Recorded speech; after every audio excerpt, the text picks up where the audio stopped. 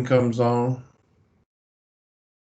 Now, there's several things I'm going to rant about. And the first thing is there seems to be a breakdown in communication between the teacher and the student. And when I'm talking about, I'm not talking about directly from this class, okay? I've got about 90 students, and every semester I have to go through and explain things to about 10% of those students, because evidently some of them just don't what? They don't listen, okay? And they don't read their bonus questions either. I received about 3 or 4 emails from 90 students this weekend, and they said that they had a question on the test, and these are emails, texts, or coming through Teams. Had a question on the test. They believe they got one of the questions right, and they was wondering if I could mark it right. Of course, I didn't reply to them. Can somebody tell me why I didn't reply to them? Well, they didn't ask for you to go over it with them. They just said, "Oh, I'm right." Yeah, well, that's one thing, but yeah, that's true. I didn't think about that. Thank you, Miss Cameron. That's a very good observation. I didn't even think about that. But that's not what was the problem. How do you go about going over a test with me?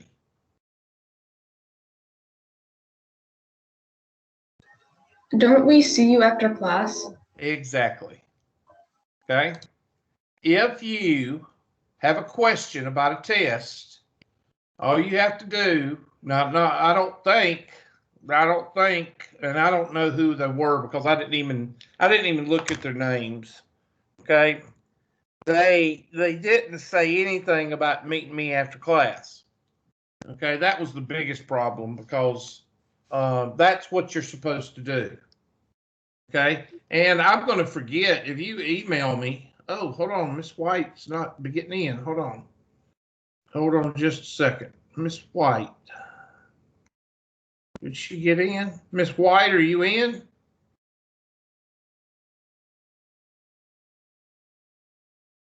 Miss White, it says you're in here.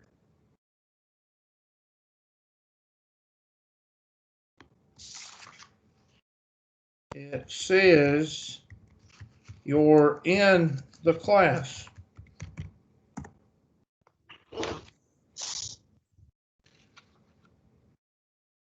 Miss White, are you able to hear me?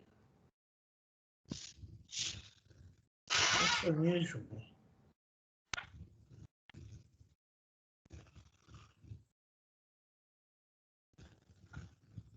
Why would it?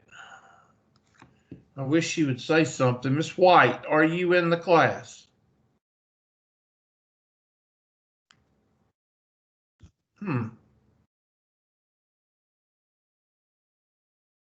Well, I'm gonna take her out and bring her back in the class because I'm not hearing anything from her. I'm trying to find her on the. I don't see her anywhere on here, so evidently she's not in the class. But it says she is. Damn Russians. I'm going to remove her from the class and bring her back in.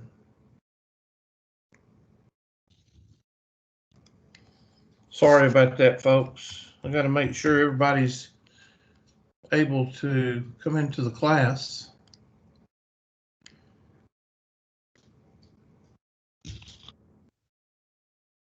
And it's calling her. Okay. And maybe she can come on in and hopefully she can hear us when she comes in. Okay. Right now it says she's online, so that means it's calling her.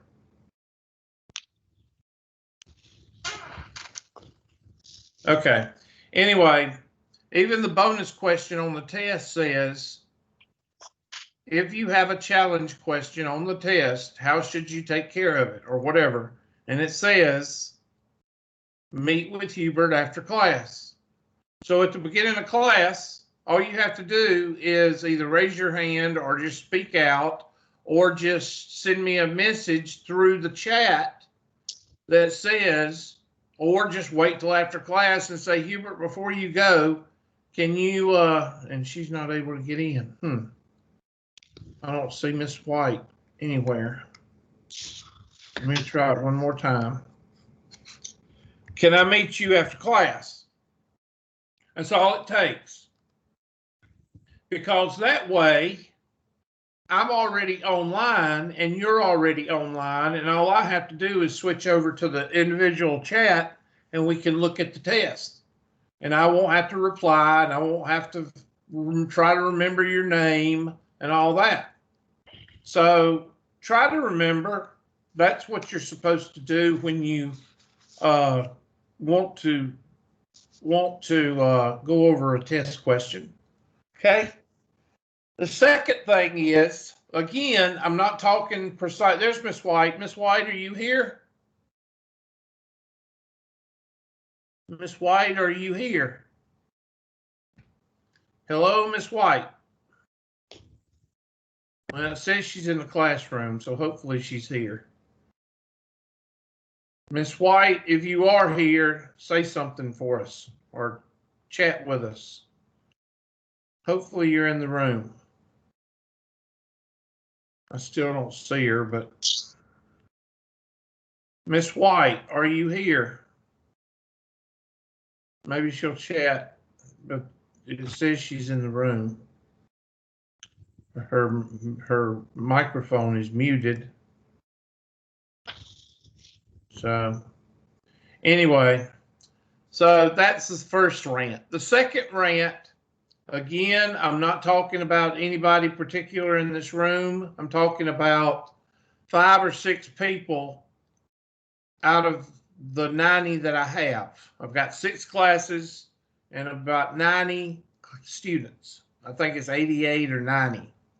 Okay, and I'm only talking about 6 to 8 emails this weekend, and 2 or 3 of them were about challenging test questions on the test. The other 5 or 6 emails or messages or text messages or Teams messages, whatever, were about not being able to get the work done. Now, while I do realize that there are extenuating circumstances in everybody's lives, that's exactly why I've been giving you 2 or 3 extensions on the homework and the test. Okay? And especially when I go back and look back at your homework, and the last time you worked on homework was, let's see, September. Everybody get that? September. Now, let me ask you a question. I told y'all when we started this class, how do I gauge the class? How do I work each of my classes? I let students dictate how fast we go by sending in questions from the what? That means I want y'all. The homework. And if you send me questions on the homework, that slows the class down a little bit because I want to make sure everybody understands what's going on. And I said, if you don't send me homework, I'm going to assume that you know the material. That's the way the class is gauged, and that's the way that you as a student can what? Keep up with the homework. It's hard to do that if you haven't done homework since September. Remember, My Labs Plus, no matter what class you're in, keeps up with how many problems you do, when you do those problems, and how many minutes each of those problems you take, how many minutes you take to do each one of those problems, and how many times you actually do a homework problem. If you redo it, if you reconstitute it as a similar question, it records all of that. And I go in and I look at it if there is an extension request. And I don't look at extension requests when I've already extended the homework and the test. And I just think, and there's also another question, a lot of people say, well, Hubert, I don't learn as fast as the other person. Well, that's why I have the videos. And I go back and look at the videos for a certain section or whatever, and there's nobody watching the videos. So, I'm like, what? So, again, I'm talking about 90 students. I'm probably talking about 5 to 6 students. Use the resources available. Okay, you have helped me solve this. You have explained this to me. You have the videos. Okay, there's my 2 rants. I'm done with my 2 rants. The other thing I want to talk about is classes for the spring. And I'm going to show you this right quick, and then I'll be finished with just about, hopefully, everything. Pull this up right quick for you.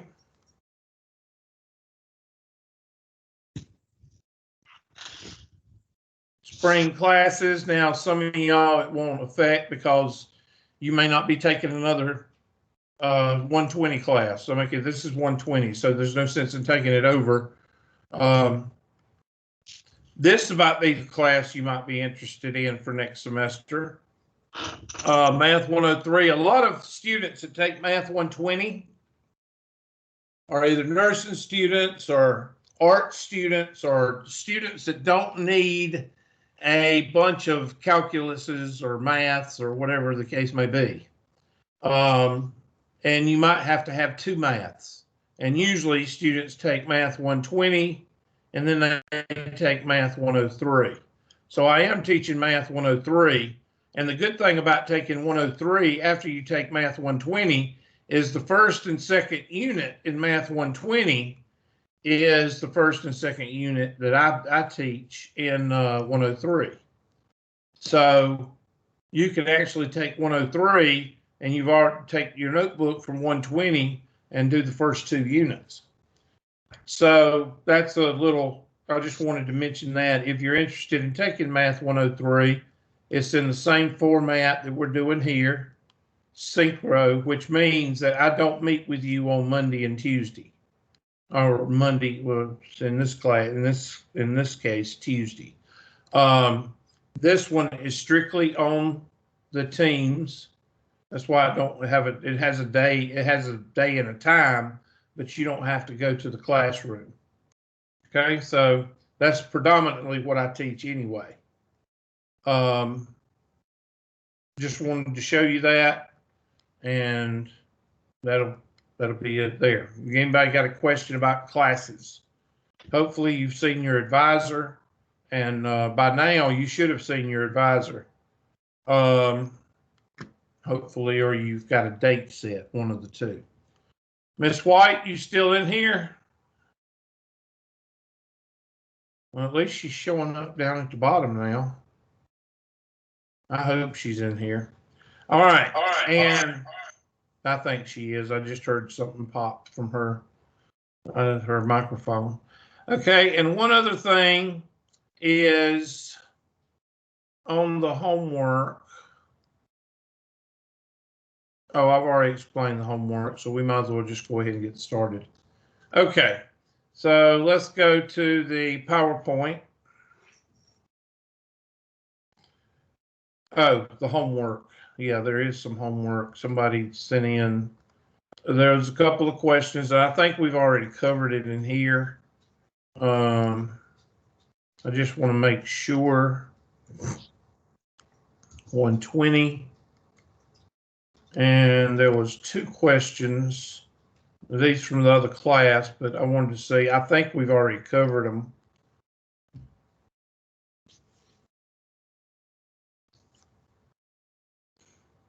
Okay, this is a standardized test question. Not that I would put it on the test, but this is 6.1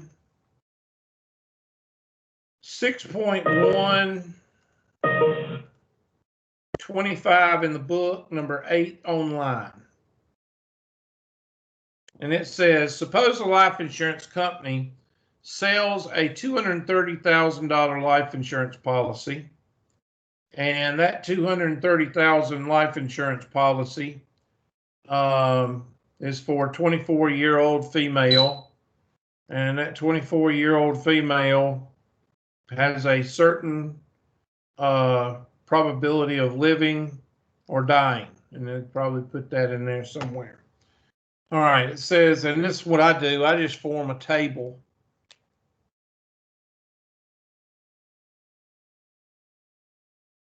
In the top of the table, I put X and the probability of X. And then over here at the left, I do dead, alive. Okay, so the probability, if you are dead, and this is from the insurance company's point of view. If you are dead or alive at the end of the year, because this is a yearly payment, then the insurance company gets $290, and that is a probability. Says the female survives the year that's the probability is 0.999655.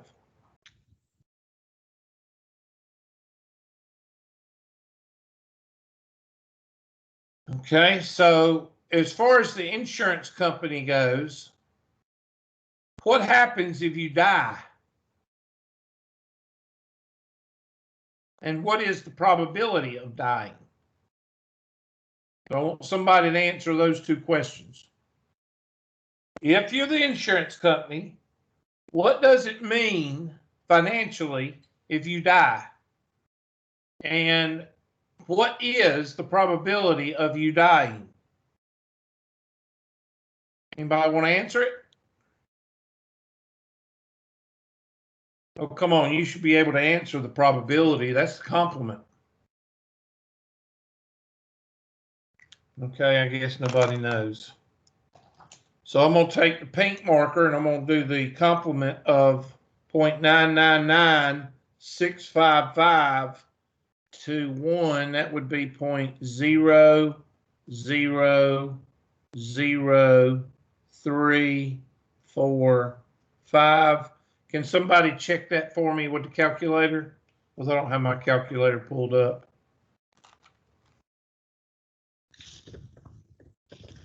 Anybody? Can somebody take their calculator and punch in 1 minus 0.999655 for me? All right, I'll do it myself. Appreciate y'all's participation and interaction.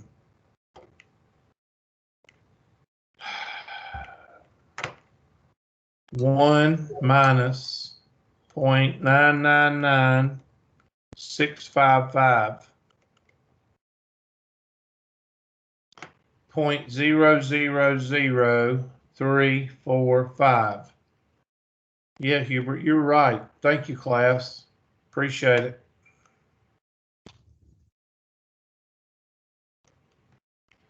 It's always nice to have an interactive class.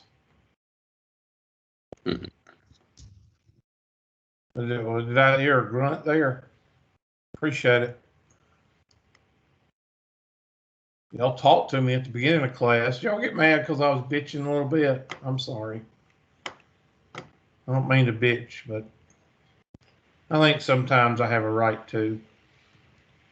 What happens with the insurance company as far as the finances of your policy if you die? Somebody tell me what happens if you die from the insurance company's standpoint.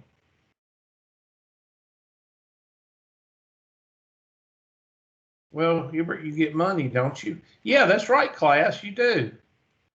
Okay, so the insurance company is going to lose money. How much money are they going to lose? Okay, I heard a grunt. Thank you very much. Okay, is there a communication problem? Can y'all hear me? Okay. Yeah. Okay, thank you very much for the interaction.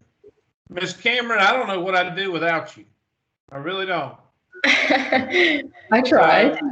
So 230,000 is what you would get because that's the only number left. You know, that's the only number left in the whole dadgum problem. I figured y'all would catch on that, onto that, but y'all didn't. Okay, minus the 290 because they got the 290 in their pocket. You paid your premium. Let's say you paid it in January, okay, and you died in March. All right, then they've already got that $290. Remember, this is in respect to the insurance company. The insurance company has deposited your $290 payment. So that's their money. You die and they send you a check, or in their eyes, they send you a check for $230,000. But as far as the insurance company's accounting goes, it's 230,000 minus 290, which would be 230,000 minus 290, and it'd be what, 710 or something like that. 229, 710.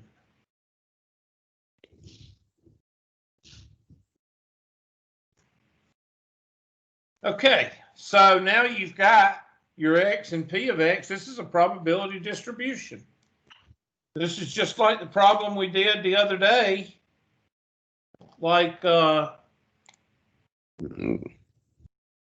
or X, P of X, and we had 0, 1, 2, 3, 4, 5, and 0.4, 0.5, 0.05, 0.04, 0.005, and 0.005.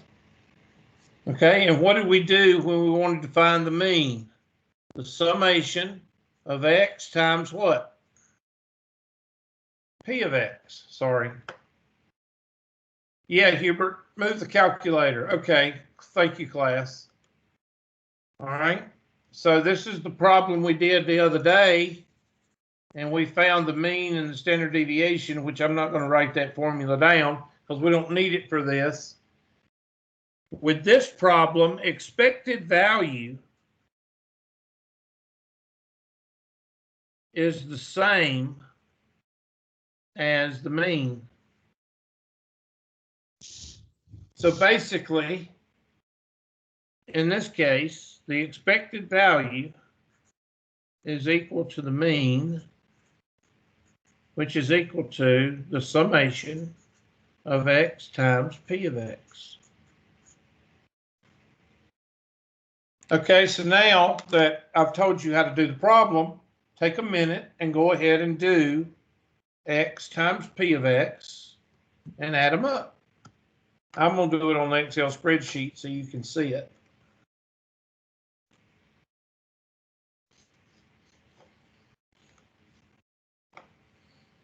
And then I'm going to make it small if that's okay. So I'm going to move it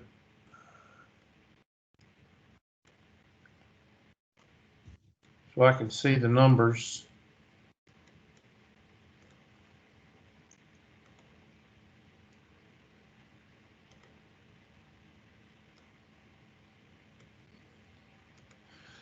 Okay, X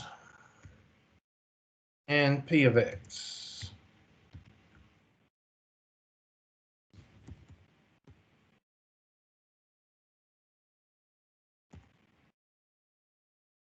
Okay, so this is going to be 229,710, 290.999655, and 0.000345.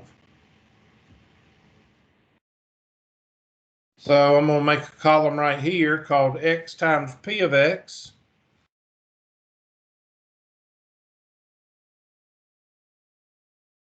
And that's going to equal this number times this number. And I'm going to copy that down. And I'm going to add it up.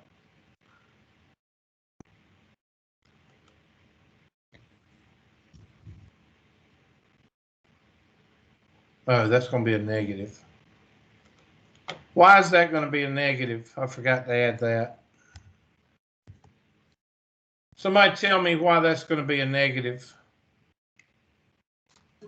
Because it's the amount of money the insurance company is Because losing? the insurance company pays it out. So from the view of the insurance company, that's a loss. And then you add those two up.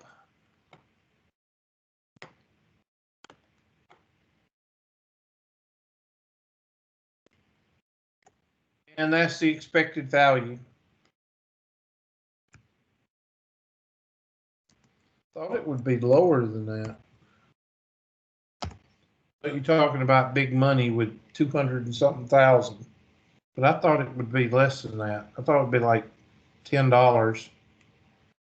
So 210.65 should be the expected value. 210.65.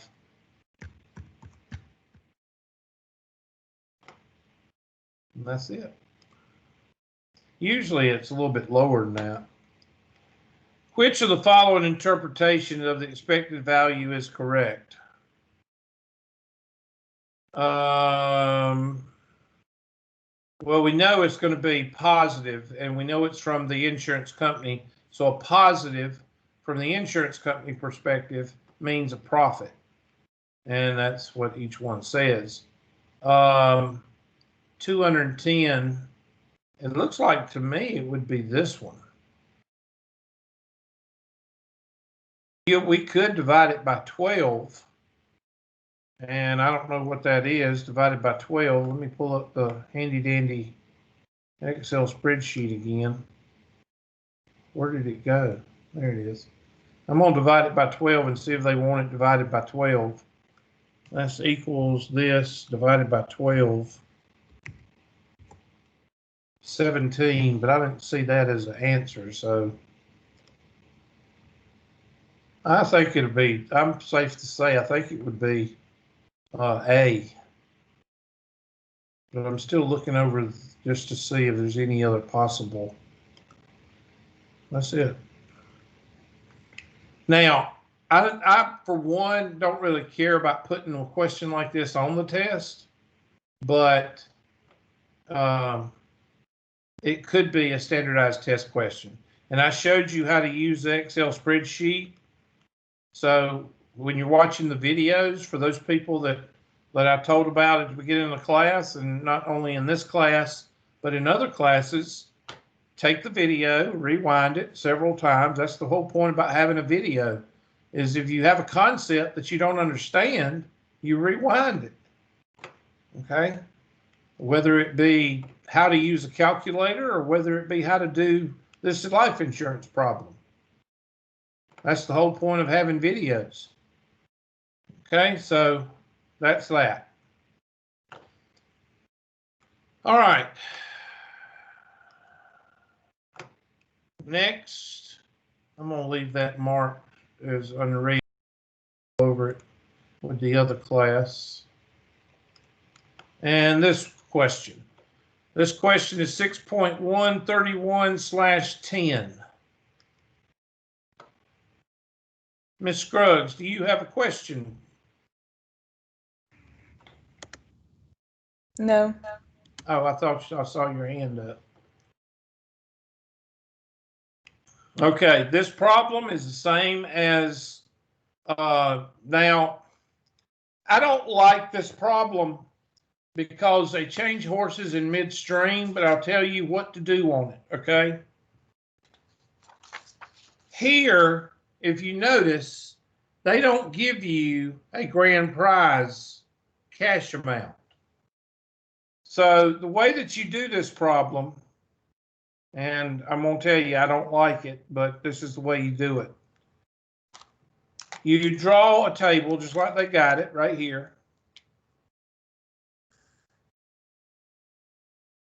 And you've got your X and your P of X. And since they don't give you a grand prize, they don't give you an amount, you treat that as a variable, which I don't want to use X because that's what the event is. So I'm going to use GP or P, okay? And that probability of P, good gracious, 1, 2, 3, 4, 5, 6, 7, 8. I think that's 8 zeros. 0, 1, 2, 3, 4, 5, 6, 7, 8, 6, 4, 7. And then 200,000. And that's going to be 1, 2, 3, 4, 5, 6 zeros. And 2, 3. And then 10,000. And that's going to be 1, 2, 3, 4, 5 zeros.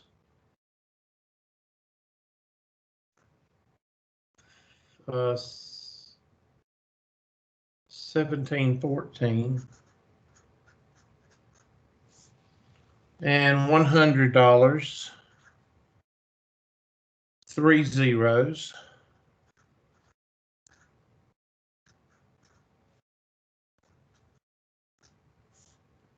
$7. 0.037.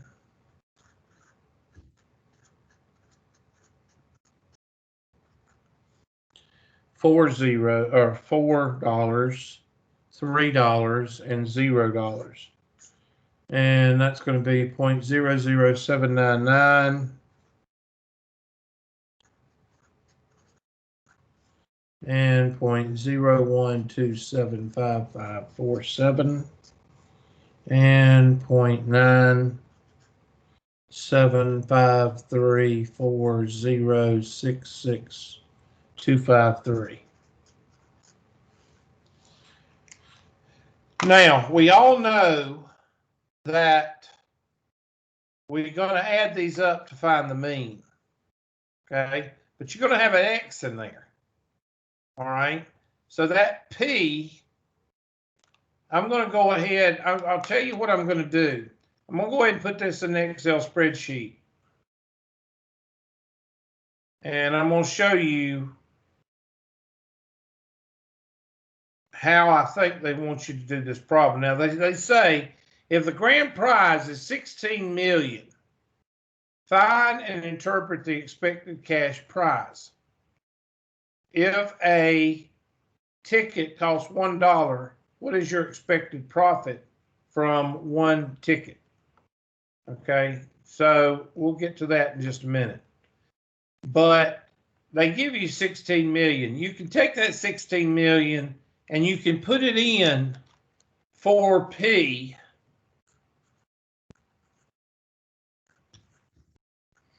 And find the expected value. Okay, that's what I just did. I put that 16 million right there. So I'm going to copy this over to Excel. I've already done it. There it is. No, that's something else. Open in Excel. And I'm waiting on it to come up. Where'd it go?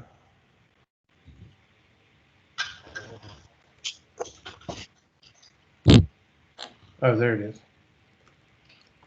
Okay, and they put the 16 million already in there. Now the expected value again is the mean. So I'm gonna go over here. I'm gonna make this a little bit bigger for y'all.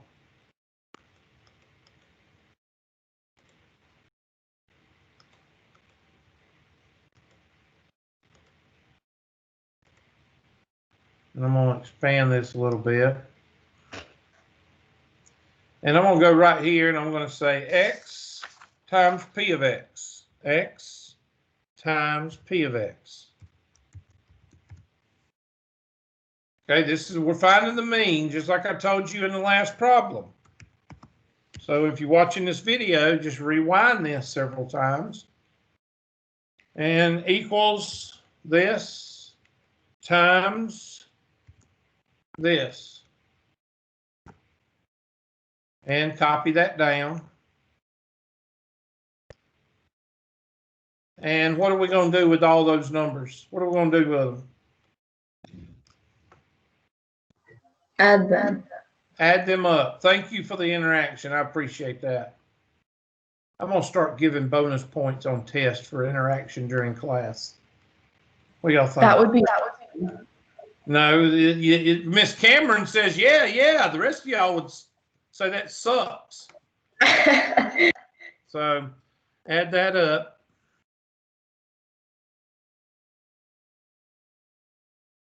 And there is your expected value. So write that down, 0.277. And mean is also expected value. So I'm going to put expected value. And I'm going to say equals this number. Okay? Because they mean the same thing. Expected value is usually when it pertains to money, and mean is when it's just numbers, not money, like probabilities. Probability of 0 events, 2 events, 1 event, 2 event, 3 event, that's when it's the mean. Now, I don't know if they ask you for the expected value just right offhand. Let me see. There's the expected cash prize, 0.28. And that's 0.28. That's where you get that from. You get it from the Excel spreadsheet that has disappeared.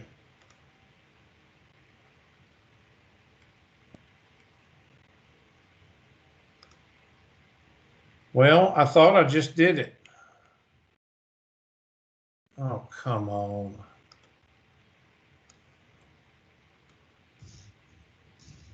There it is. Okay, so let's say round it to 0.28. And that's where you get that answer right there.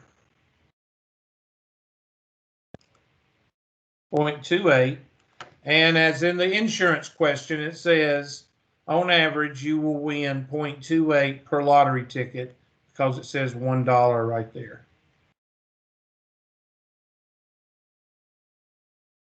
And the $1, okay, all right, now listen to this. I'm gonna write this out. And like I say, if you watch the video, all you gotta do is rewind it. If positive 0.28 is equal to winning, I'm sorry, hold on. If 0.28 is equal to winning, then blank is equal to losing. And somebody give me that number. It's just like the insurance company. When that insurance company has to write out a check for $229,000, it's going to be negative because you're losing. What would it be? Is it minus 0.72? Yes. And what is that, Miss Cameron? What is that called? It starts with a C. It's like the correlation or something. No. Well, that's good, but no, you're wrong. No, I'm just kidding. I can't remember the word. Okay. it's called C-O-M-P. Complement. Complement. There you go. The complement. We've been talking about the complement for 2 or 3 units now. And why is it negative? Because what's the opposite of winning? Losing, Hubert. Yeah, that's right, class. So the opposite of positive is negative. Okay? And don't act like y'all don't know what this means, because y'all have a checkbook, don't you?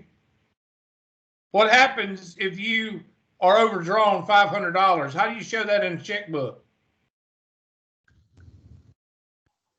You subtract it.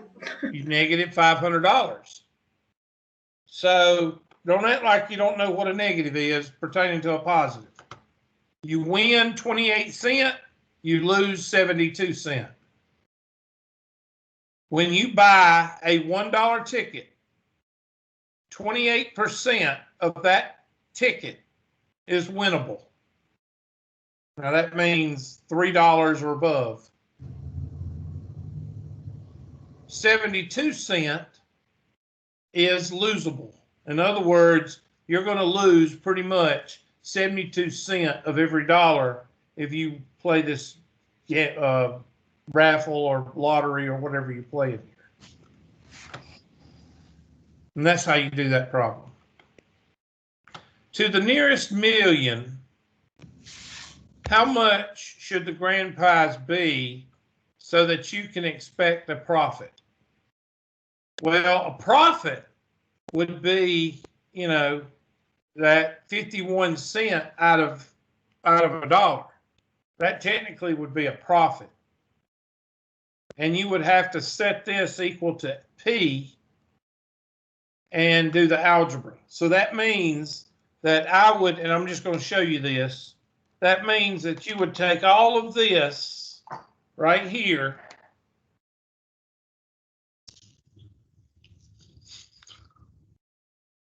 and you would punch that through you'd add all those up and you'd get a number. And you'd have to add it to this because you don't know what P is, because you're trying to find that. So that you're going to come out with an algebraic equation that looks like this. I don't see the screen. Okay, sorry. It's hard for me to switch back and forth. I'm sorry. There we go. All right, so this right here is going to be 0.00000000647 X or P plus, and I'm going to go ahead and add all this up for you. So I'm going to go back to the spreadsheet, and I'm just going to go over here, and I'm going to copy this right here, because this is all you've got. Control C. I'm going to go over here, Control V. The reason I'm using these numbers is because these numbers we know. This number we don't know. Remember I said this is going to be P right there? That's going to change. I'm going to color that pink, mauve. Okay, that right there we don't know. We've already done 160 million. We know that, but now it's P. Okay, so you're going to change that to P. And of course, it screws up everything because you don't know what P is. So you got to do an algebraic equation. All right, so that Control C is right here. So this is basically what you have for the second part of the question. And since you have numbers down here, you can go ahead and do P. Remember, P or X times P of X. These numbers right here because you've got a number here and here. So I'm going to do that for you right quick. Equals this times this. And I'm going to copy that down. And I'm going to add those up. I'm just going to add these up right here. Because these, I'm going to mark green, not green, but orange. These numbers are going to be part of your algebraic equation. And I'm going to add those up. And this right here is going to be P equals P times, it's probably not going to let me do this, but yeah, it's not going to let me do it. So I'm going to say point 0.00000000647 P. It's probably not going to like that either. I don't know how it did that. 647 P. And it's not letting me. Hold on.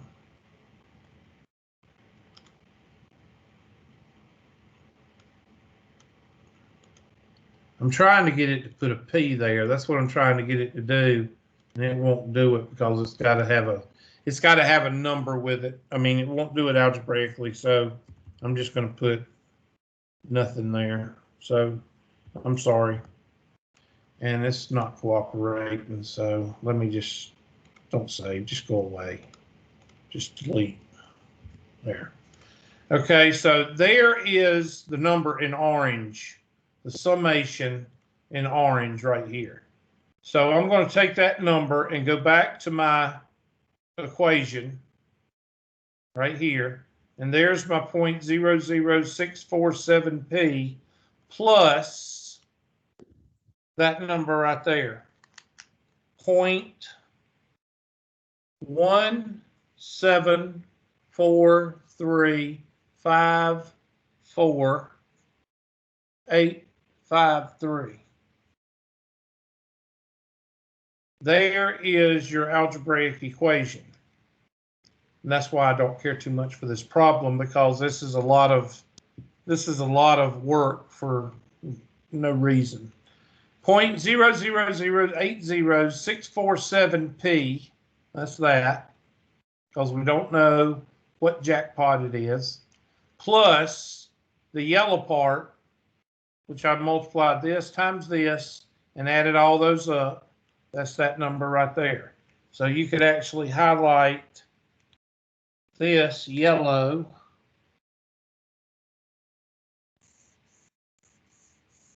and this pink.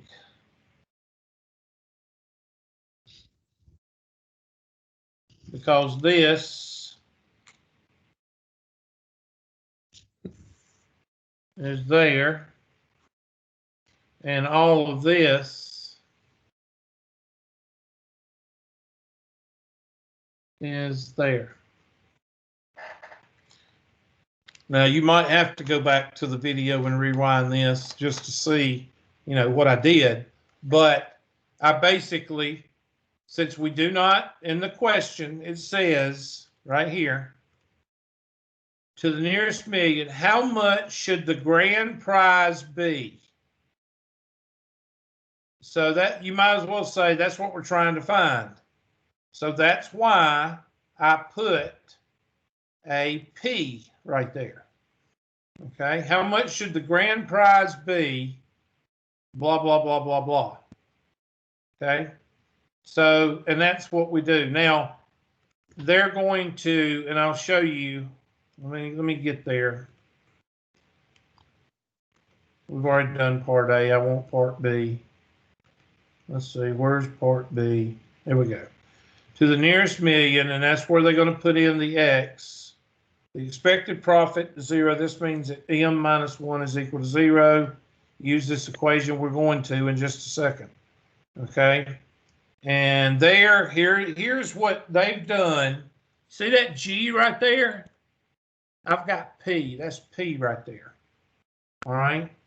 So P times that big long number plus all of this. I did all this on the what do you call it?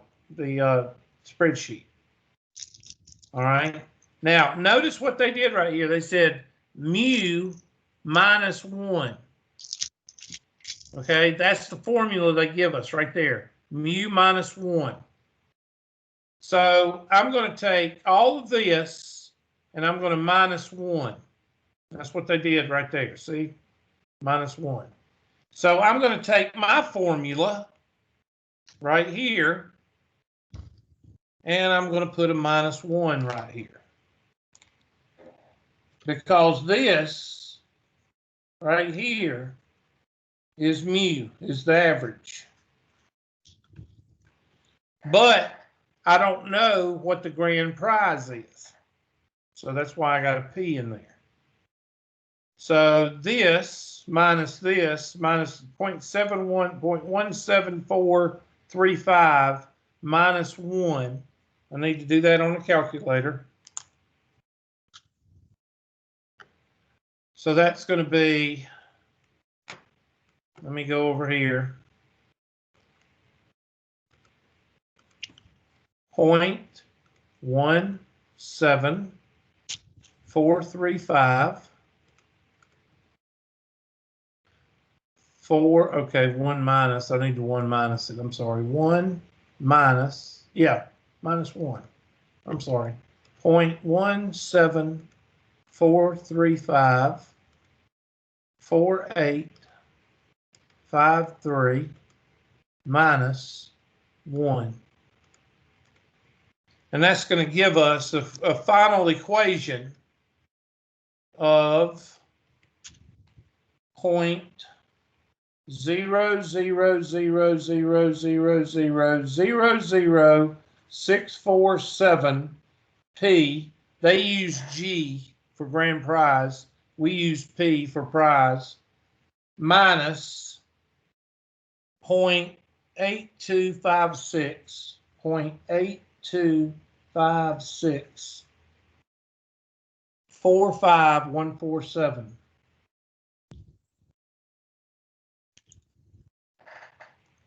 Okay. Now you can start to see why I don't like this question. Now, and that's what they've got right here.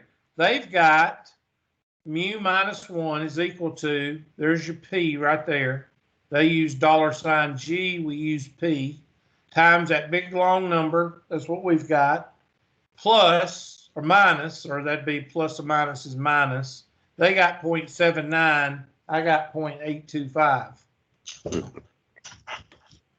And now they just solving for G. Okay, so, and that's it. So we're going to solve for G. And I'm just showing you that, help me solve this in case you get stuck on this problem. You hit help me solve this and maybe it'll help you out a little bit. Okay. So 0.0000000647 P is equal to 0.825645147, and divide that by 0.0000000647. What you do on one side, you got to do on the other. 0.00000000647. And of course, this goes out. This is your pre-algebra. And I'm going to take my calculator and divide that number right there. I'm going to change it negative second answer. There's my positive 825, blah, blah, blah. And I'm going to divide it by 0.00000000647. And that gives me that BA number. So 306.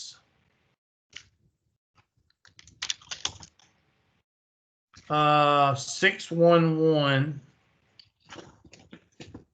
and 127.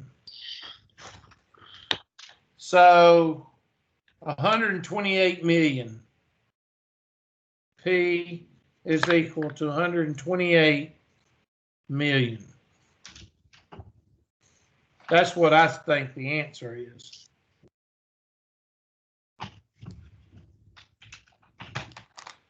And don't worry, we're probably going to go over this homework question again. It's probably going to come because that's the whole point of doing the homework the night of then y'all got the weekend.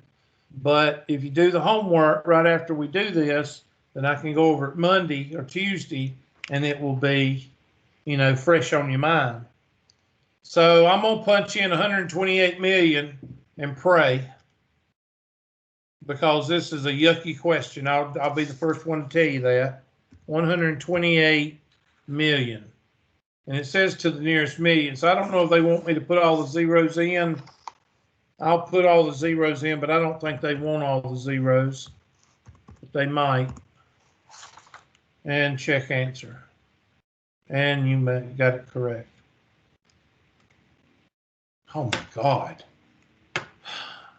Does the size of the grand prize affect? Yeah. Yes.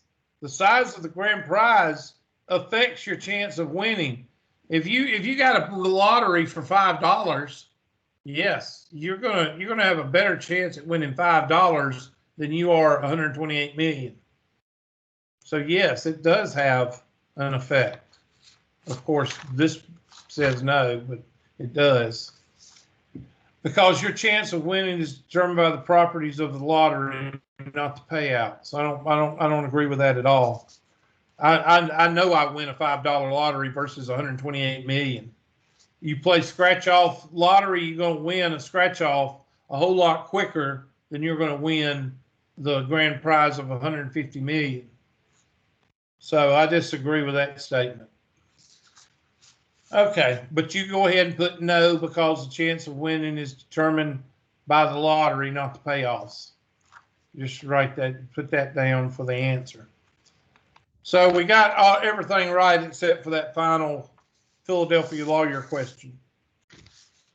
So, and this is exactly why I do the videos, because this problem, you may not get it the first time I present it, but if you hit rewind 3 or 4 times, you should be able to get it. Okay? That is not a test question.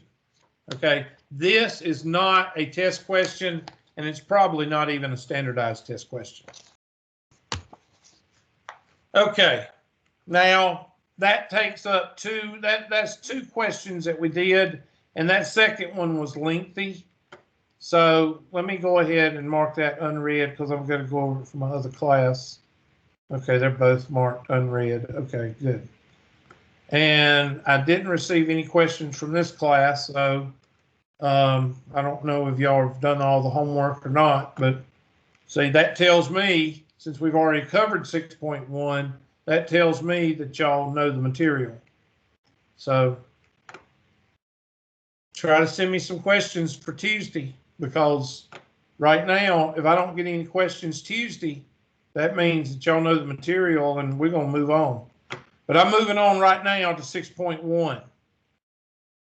And I had a PowerPoint down here, and we're not going to do very much today because I'm going to have to cut class early to go get my son. 6.2, now we're going to be going into finding the mean and the standard deviation given NPX. Okay, this is 6.2. And NPX, N is always going to be your biggest number. And that's going to be the number of trials. So if I tell you that I'm going to flip a coin 50 times. You have a work email. This is a fixed number of trials. I'm going to flip a coin 50 times. N is equal to 50. Okay? Now, if you're doing a problem and there's 3 numbers, N is going to be your biggest number. Okay? I'm going to say that one more time. If you're doing a problem, a homework problem or a test question, and it's a 6.2 question, and it's worded the same way, all of them are worded the same way, and they give you 3 numbers, N is going to be your biggest number. P, percentage or probability, usually in a decimal. Sometimes they'll give you a percent, and you have to turn it into a decimal. Now, I'm not going to give you anything else like that because, or they may give you 200 employees out of 500. They may say that, and you have to change that into a decimal. Either way, whether they give you a percentage or a decimal or a number over another number, or 200 employees out of 500 employees got sick, okay, you would have to change that into a decimal. Either way, for P, you have to have a decimal. And X is, I like to say, what if? In other words, if you flipped a coin 50 times and 25% of the time you got heads, there's my decimal. What if you flip that same coin 10 more times?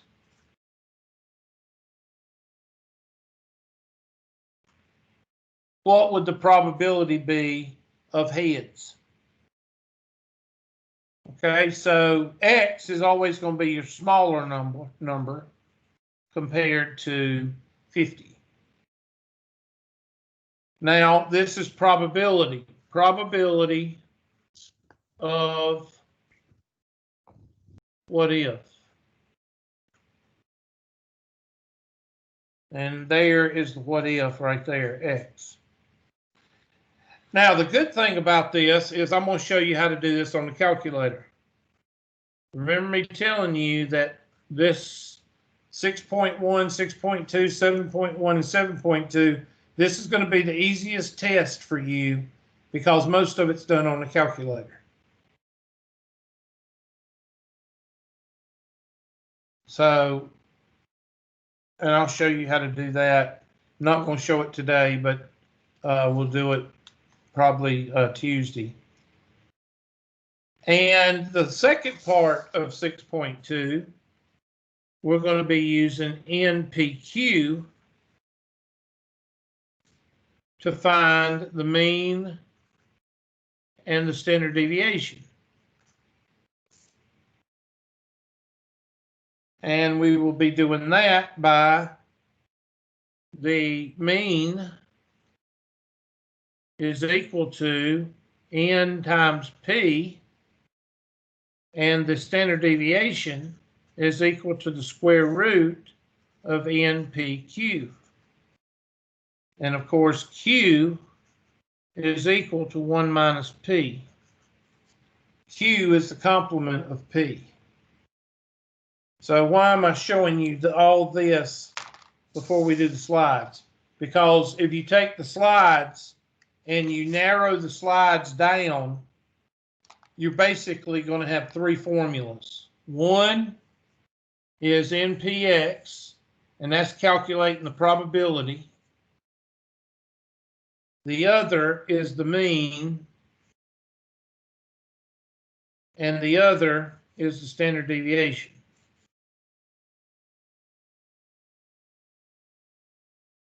So in 6.2, this is the only thing you're going to be doing in 6.2.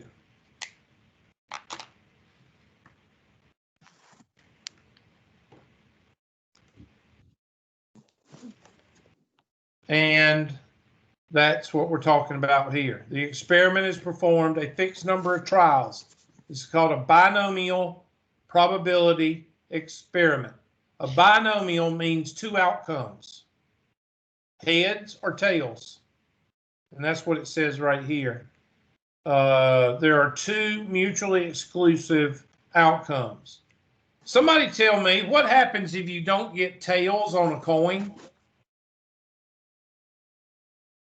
If you flip a coin and you don't get tails, then what do you have? Heads. In other words, you only have two outcomes. And that's what 3 is. For each trial, there are two binomial means two, mutually exclusive outcomes, success or failure. If I say the probability of heads is success, then automatically the complement of heads is tails. The complement of success is failure. So probability of failure is tails. So for each outcome, there are two. For each trial, there are two outcomes. Fixed number of trials, 50. I tell you to flip the coin 50 times. The trials are independent. This means outcome of 1. If I flip a coin and get heads, is that going to influence the coin the next time I flip it? No. And the probability of success is fixed for each trial of the experiment. So that's a binomial. Now, why are they going through this? Well, in 6.1, we learned how to do this. This is a probability distribution. You find the mean and the standard deviation of a probability distribution. In 6.2, you're dealing with binomial, which means yes or no, true or false, heads or tails. Okay, so they're just giving you a different explanation of what we're doing in 6.2. We're not doing the probability distribution anymore. We're doing a binomial probability experiment, NPX or NPQ. N, number of trials. P denotes the probability, and X is what if. And I've already given you that. So I'll go back here. And there is N, the biggest number in the problem, and it's the number of trials. An example, flip a coin 50 times. Percentage or probability, change it into a decimal, whether it's a percentage or probability or whether it's a number over a number. Change it into a decimal. 0.25 heads. What if you flip the coin 10 more times? What would the probability of heads be?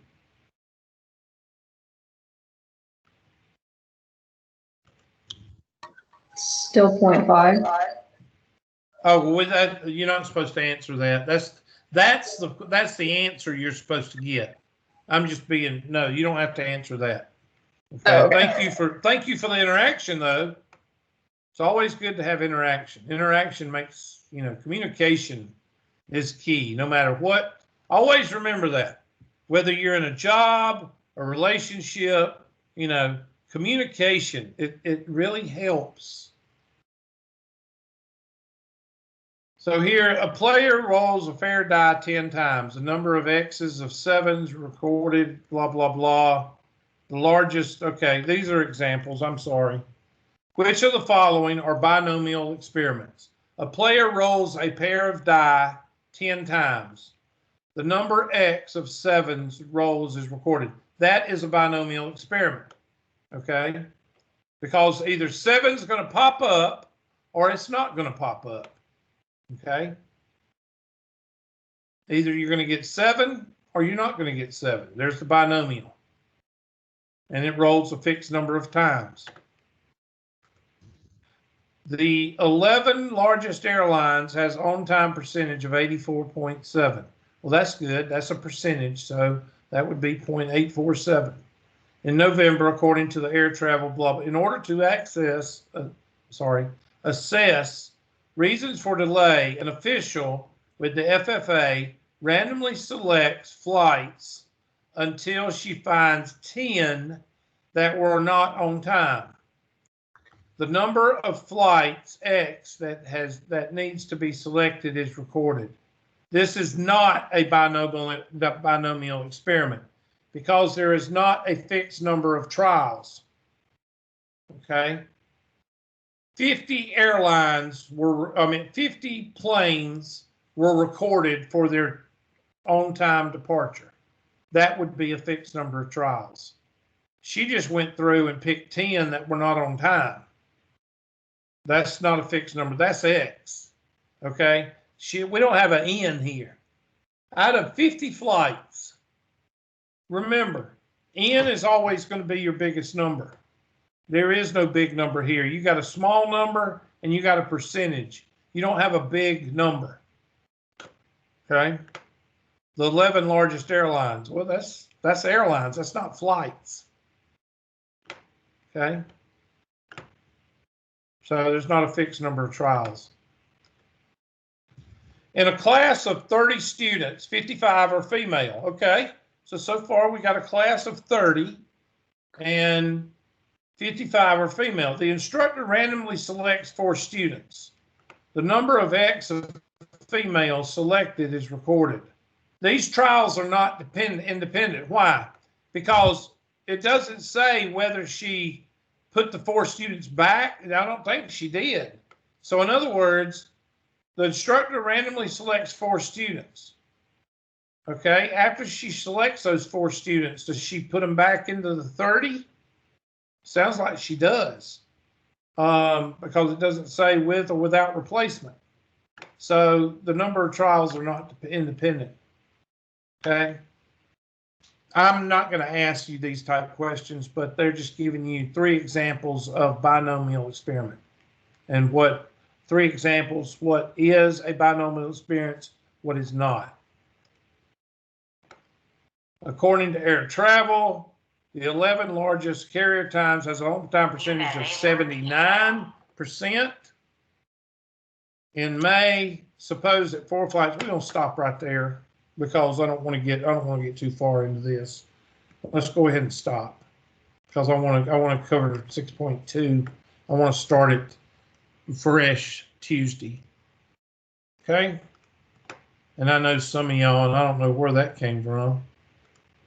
Some of y'all need to catch up on 6.1 because I did look at the homework and some of y'all need to catch up. So I'm going to shut her down and we don't need to take the roll because everybody was here Wednesday pretty much.